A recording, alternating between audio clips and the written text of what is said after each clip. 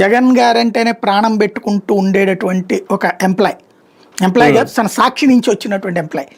అప్పట్లో గవర్నమెంట్ పదవిలో కూడా ఉన్నది, నామినేటెడ్. తను అనారోగ్యం పాలైతే హాస్పిటల్లో జాయిన్ అయితే భారతి గారు స్వయంగా హాస్పిటల్కి ఫోన్ చేసి, అతను ఊరికనే పని అని తిరుగుతూ ఉంటాడు పాపం, 2-3 రోజుల పాటు ఆయనకి కంప్లీట్ ట్రీట్మెంట్ తగ్గాకనే పంపించండి, ఫీజు డబ్బులు బిల్లులు నాకు పంపించండి అని చెప్పారు. అలాంటిది ఆమె ఎన్నో చేస్తుంది. కాకపోతే అవన్నీ గుప్తదానాల వ్యవహారం, బయటికి చెప్పేది కాదు, సైలెంట్గా చేసుకెళ్ళిపోతుంది ఆవిడ. పార్టీ కార్యకర్తల నాయకుల్లో ఎవరికన్నా ఇంపార్టెంట్ అవసరమైనప్పుడు ఆవిడ పేపర్లో కూడా చదువుతుంది, చదివి ఎవరికైతే రియల్ క్రైసిస్ ఉంటుందో ఆవిడ మళ్ళీ ఎంక్వైరీ చేయించుకుంటుంది.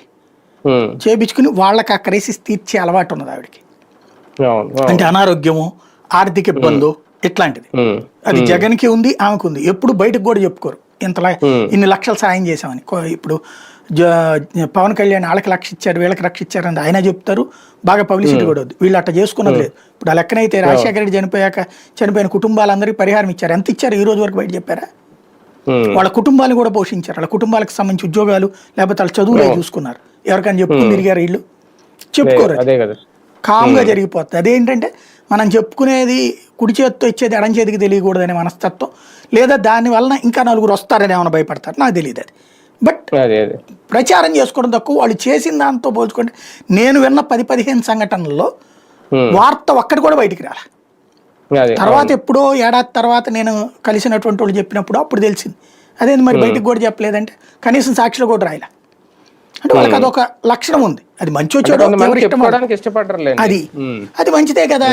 అంటే ఏదైనా కొంతమంది అంటారు కదా, మనం ఎవరికైనా దానం చేస్తున్నా అది రెండో తెలియకూడదు అంటారు కదా, అది వాళ్ళకున్న అలవాటు. ఆవిడ అట్లా చేసింది, అట్లాంటివి ఏమన్నా తెలిసి ఇట్లా ప్రచారం చేస్తున్నారేమో. వాస్తవానికి భారతి గారి విషయంలో ఇంత ముందు చాలా ప్రచారాలు జరిగినాయి. ఆమె హిందూ వ్యతిరేకని, బొట్టు పెట్టుకోరని, తీర్థం పారబోసారని, ప్రసాదం తీసుకోరు. కానీ భారతి గారికి ఒక గోశాల ఉంది, ఆమె సొంతంగా గోశాలను కూడా మెయింటైన్ చేస్తున్నారు. కానీ అలాగని ఎప్పుడు దాన్ని ప్రచారం చేసుకోలేదు. వాళ్ళు ఆవులకు కూడా అన్ని అమ్మవారి పేర్లు పెట్టుకున్నారు, అక్కడ ఉన్న ఆవులకు కూడా. అది ఒక వీడియో కూడా వచ్చింది వేరే దాంట్లో, నేను చూశాను అనమాట.